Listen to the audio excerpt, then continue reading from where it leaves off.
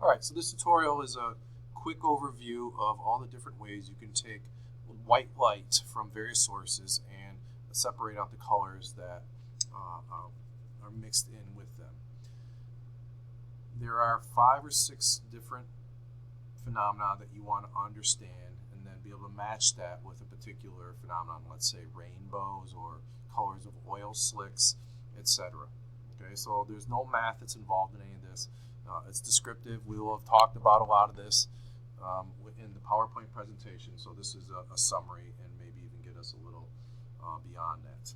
Okay, so I'm just going to go through these quickly, get in some vocabulary, and then we can talk more about with demonstrations and PowerPoints. Okay, so background. Color in itself does not exist, and that's an important thing always to keep in mind. Color is a construct of your brain, and it's how your brain interacts with your eye and how your eye receives input of light and, of course, the light sensor cells it has. Some people are colorblind. There's a number of animals that have no sense of color except for black and white.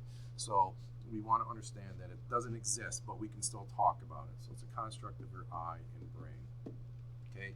Most light sources are polychromatic. In other words, they contain all the colors, red through violet. Some contain more blue than others, let's say like fluorescent lights. Some are more yellowish, like incandescent bulbs.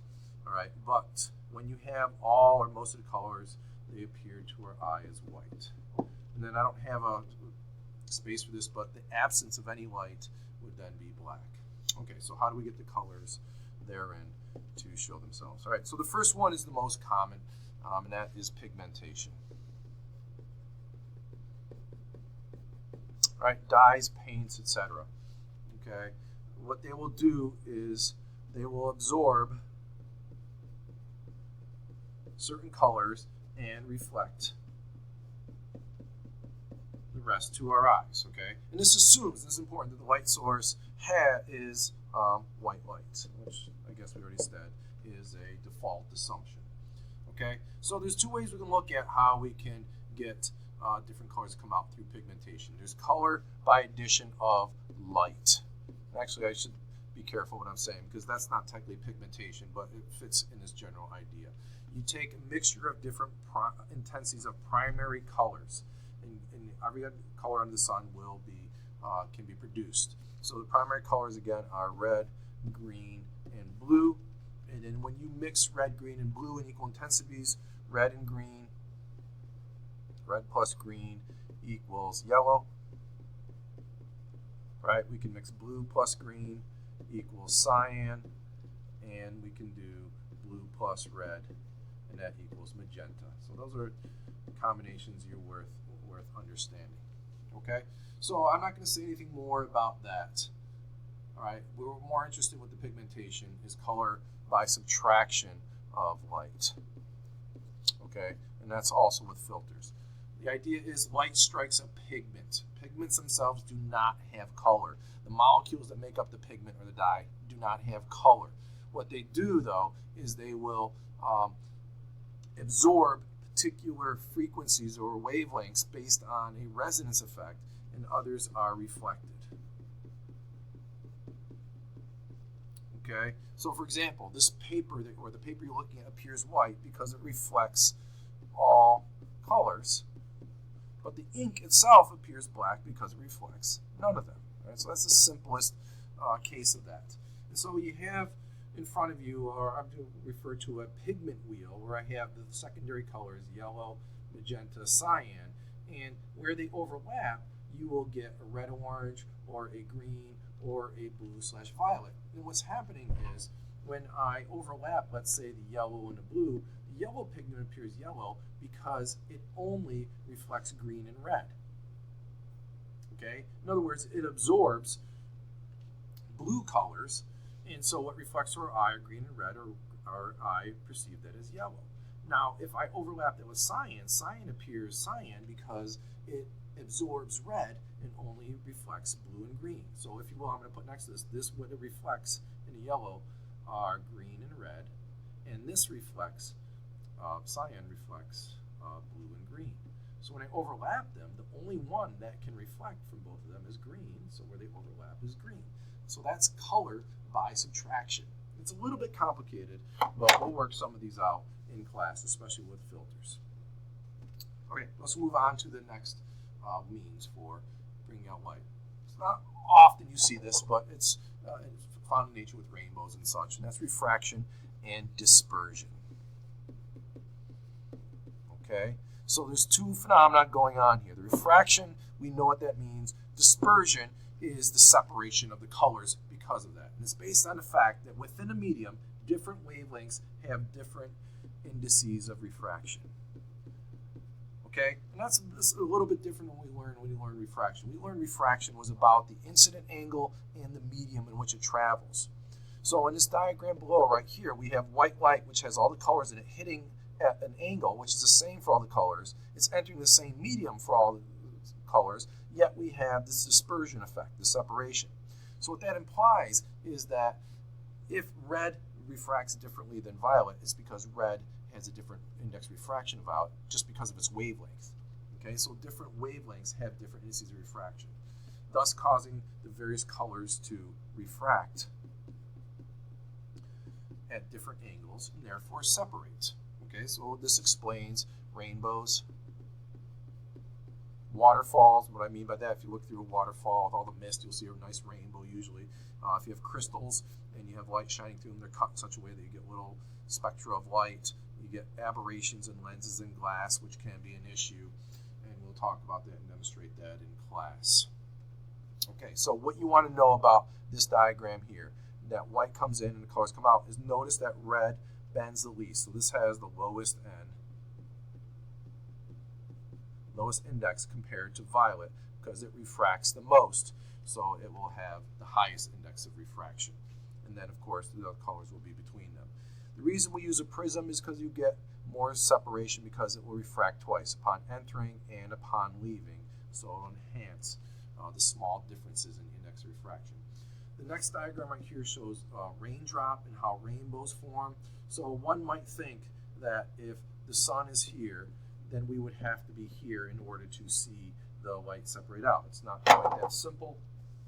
Okay, so what happens is when the white light enters the raindrop, it starts to disperse, refract and disperse, internal reflection right here.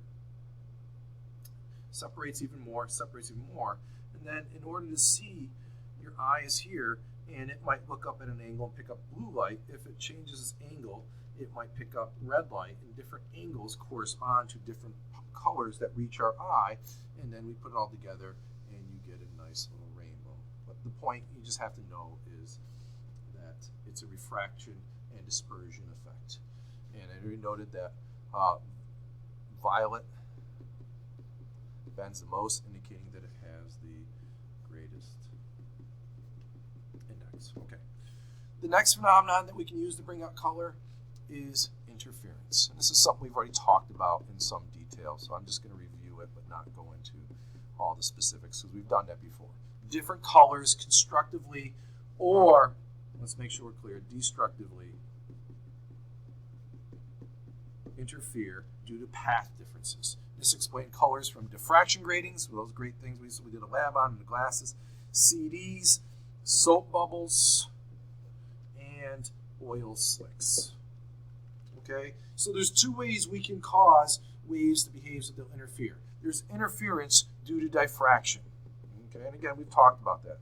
Right? You pass white light through multiple slits or even single slits, and you'll get different wavelengths diffracting different angles, and therefore, due to path differences, some will constructively interfere at one spot, destructively interfere, etc. And then we have thin film interference, which we also went over in some detail. But note that that's the difference. Here you're using reflections off of a transparent layer of, I'm not sure what this is supposed to say, transparent layers of water or matter or material, maybe.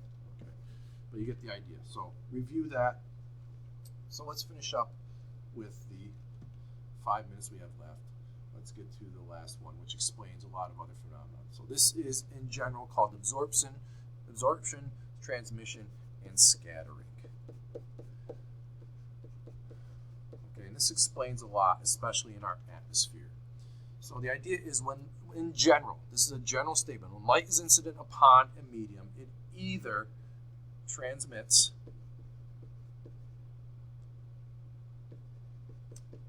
meaning the medium is transparent. In other words, the wave, the light goes completely through. It is not impeded in any such way by the medium. Or it is absorbed. There's the exact opposite of transmission, making the medium opaque. Okay? Or it is scattered in all directions. Scattering is actually a fairly complex process. You can think of it as like a diffuse reflection where light comes in and it's reflected in all directions. It's a little bit more involved than that, but we can leave it at that for now. So let me give you an example in an atmosphere. Our atmosphere is transparent, okay, to visible and radio, as we mentioned before, but opaque to most ultraviolet because of the ozone and infrared due to certain greenhouse gases, and that leads to global warming. Visible light will scatter off of air molecules, water droplets, and ice crystals. So I want to explain that scattering part, okay, in a little bit more detail. And what determines the transmission or absorption or scattering, okay, is the frequency of vibration of the molecules or the objects that the light is hitting. Okay, so everything jiggles with a certain frequency, and light has a frequency associated with it, the various colors do. And so if there's a matching of those frequencies, we get a resonance, and that resonance leads to absorption. If there is no resonance, then it will pass right through it as if it's not there. That's really what it boils down to. And scattering also comes from an absorption type thing. So let's take a few minutes here and explain the rest. So in the atmosphere, we are primarily nitrogen and oxygen molecules, and they vibrate with the same frequency as blue and violet light. They do not overlap red or orange or yellow very much. So what happens is if they vibrate the same frequency, those molecules will absorb the blue and violet. They don't hold on to them. What they'll do is, rather than become excited, they will just re-emit them in all directions, and that's what scattering is. Okay, so thus they are scattered in all directions. Thus, the sky appears blue, and to a lesser extent, a really deep blue, in all parts of the sky because light is being scattered in all directions, so no matter which way you're looking at, you're seeing light, scattered blue light. The only place where you won't see the sky to be blue, at least during the normal daylight time, is when you're looking directly in the vicinity of the sun. When you're looking directly in the vicinity of the sun, very little light is scattered. It gets through, at least the oranges and yellows and the greens, so that light coming in the vicinity of the sun appears yellowish or even clearish. So next time you're outside, especially in the summertime, look in the general vicinity of the sun, the sky appears kind of whitish, a little yellowish, and then off to the sides, it's bluish where all the scattered light has gone. Okay, and again, why is blue preferentially scattered? Because this it vibrates, or it has the same frequency as the vibration of those particular molecules. Now, at sunrise or sunset, a similar effect happens, but it gives rise to a very reddish orangish sky. So if you look at this diagram right here, what's key about sunrise or sunset is there's so much more atmosphere to travel through. So when the light comes through, the blue and the violets are going to be scattered, but they're not going to be scattered towards us. They're going to be more scattered in other directions. So they're not going to even reach our eye. So what reaches our eye are reds and oranges. Okay? So it's the same effect as we see here, but because the sun is at the horizon, the light that's scattered away is not going to reach our eye. It's going to be away from it. And the same is true at sunset. So at sunset, sunrise, lights that travel through more atmosphere, the blues and greens are scattered away, leaving red and oranges, but primarily reds to get through our eyes. Clouds and dust on the horizon enhance this because they cause the red to diffract. And since they diffract, they're going to even spread out more and take up more of the angle or the field of view of the sky. Okay? And the last little thing I'm going to say before we run out of time, the same effect explains why clouds and ice crystals appear the way they do. Now, they're made up of transparent material, but because they are very different sizes, they vibrate at multiple frequencies. Consequently, all the colors overlap them and are scattered, and therefore, if I'm reaching all the colors, they're going to appear white. Okay, so the light just doesn't simply pass through them, they scatter off of them, and all scatter, and we get white light. So I'll finish up the rest in class.